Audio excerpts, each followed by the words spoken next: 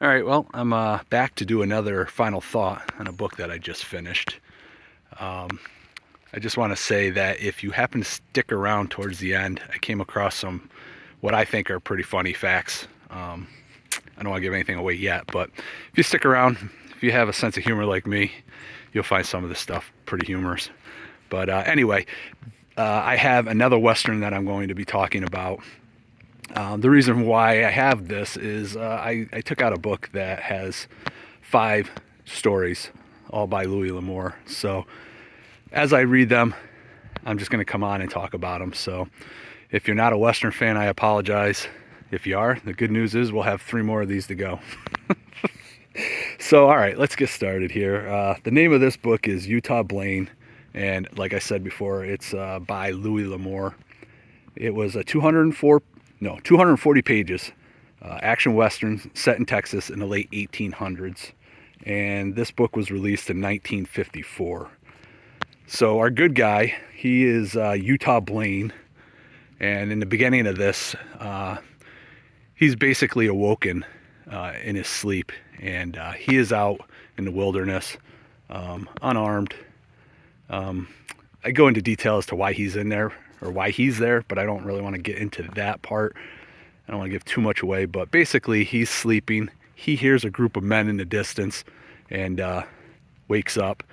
And what he ends up finding out is that they have a guy that they're about to hang. And so he decides to stay low, knowing that if he gets caught, he'll be the next one on the other end of the line there. So basically this group of guys are talking to the guy they're hanging. So there's a lot of information that Utah is able to gather from what's going on. And one of the guys in the party is taking this hanging personal. So instead of just hanging a guy like he normally would and breaking his neck and making it quick, he wants this guy to suffer. So he basically lifts him up and hangs him that way. And the group basically decides that it's getting close to morning. They don't want to be showing up in town, have people start wondering where they were, especially when they find this guy hung. So they leave.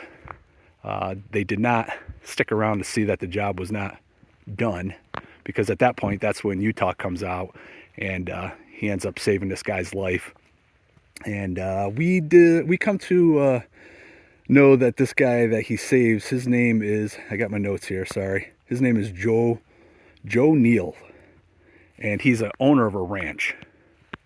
And basically him and Blaine have a discussion, and they come to realize Neal knows who Blaine is. Blaine is quite famous for certain reasons. And they work out a deal that Neal is going to notarize papers giving Blaine custody, or I should say management position on his ranch. And the reason for this is that Joe is going to go in hiding, because if he shows back up in town, he knows that they're still going to try and kill him. So the deal is Blaine's going to go in. He's going to run this guy's ranch and try to get to the bottom of what's going on. And like I said, Blaine heard all the stuff that was going on, so he's pretty familiar with all the people, as well as Joe telling him who they are. So as I was saying, Blaine is now going to be the foreman slash manager of this ranch, and he really wastes no time when he gets into town, and lets everybody know who he is, where he stands, and if anybody has a problem with it, he lets them know where they can stick it. So let's see, what I did like is here. I guess this is what I have here. I have book is action packed from the start to finish, and waste no time getting into the action. And that's exactly right. That's one thing about this book, boy. It didn't waste any time. There is a love interest in this book, which I'm typically not a big fan of and really could care less. But almost every Western has that, right? Our hero is going to fall in love with somebody. But I will say with this one, there was a bit of a twist with it, which I actually enjoyed. I was like, okay, finally, a different take, or at least a little bit of a spin on something that's so typical. So with this love interest, I'm going to let it slide, because it was done much better than normal. So the other thing I would just end with, I don't want to get into a whole lot of the details, but basically Blaine just manages this piece of property. He's ruffling a lot of feathers. And the dude is he's a man's man. That's what I really liked about this. He just held nothing back. I gave this one a 4 out of 5 stars, just like I did on Crossfire Trails, but I actually like this one quite a bit better. So if we were tiering my 4 stars, this is way better than the last book that I did. Okay, so while I was doing some research on the book, I found out that this book was made into a movie in 1957. The actor, the main guy who played Utah Blaine, this guy's name was Rory Calhoun, and I had no idea who he was, so I kind of got sucked into learning about him. And these are some of the interesting, crazy, funny facts about this guy, man. He was born in 1922, and at the age of 13, he stole a revolver, and he ended up in a California Youth Authority. So basically, it's a jail for kids. And it said later that he ended up escaping from there. So then at age 17, he left home to escape beatings from his stepfather and began hot wiring cars. I know we do hear a lot about the these stepfathers always, for some reason, back in the day, loved to beat on their stepkids. It must have been a thing. I don't know. And I don't know. The guy starts hot wiring cars. So what it says is, after robbing several jewelry stores, he stole a car and he drove across state lines, which made this a federal offense. And he was sentenced to 3 years in prison, which it does say he actually served all the 3 years there. So he didn't escape from actual prison. This is what I thought was pretty interesting is, back in the day, man, you did whatever you could to put food on the table. So other than turning into a gangster like this guy, he decided finally to start getting actual jobs. And here's a list of the jobs that he had before he became an actor. He was a mechanic, a logger, a hard rock miner, a cowboy, a fisherman, truck driver, crane operator, and a forest fighter. It's quite impressive, man. It's a lot of different jobs in a lot of different areas. Yeah, I think today's day and age, we wouldn't have that. We wouldn't be able to do any of those.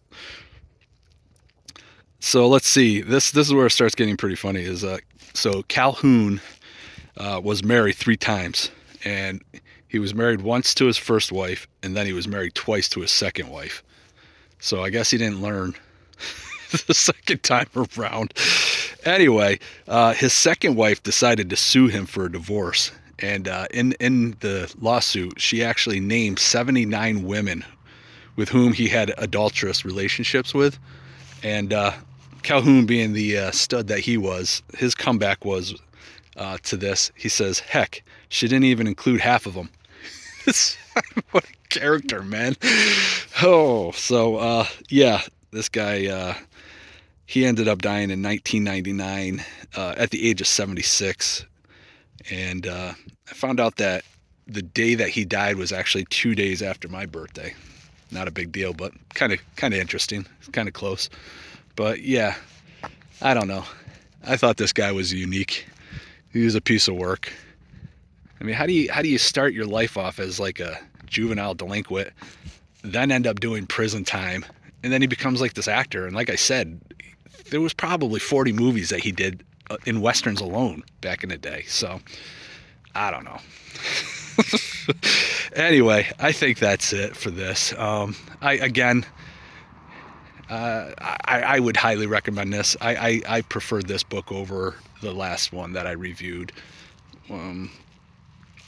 So yeah, I'm not really sure. I think I'm butchering this part. So I think what we'll just say is we're just going to end this here. If you made it this far, I just want to say thank you again. And let me know if this is something that sounds interesting to you. Let me know if these facts that I think are interesting or funny or even worth doing. I just don't see myself really talking about a book for 10 minutes straight, so I figured I'd give a quick blurb on what it's about, kind of what I thought, how I rated it, and then find any type of interesting fun facts. So yeah, anyway, I think that's it. Thanks for watching, and we will talk to you later.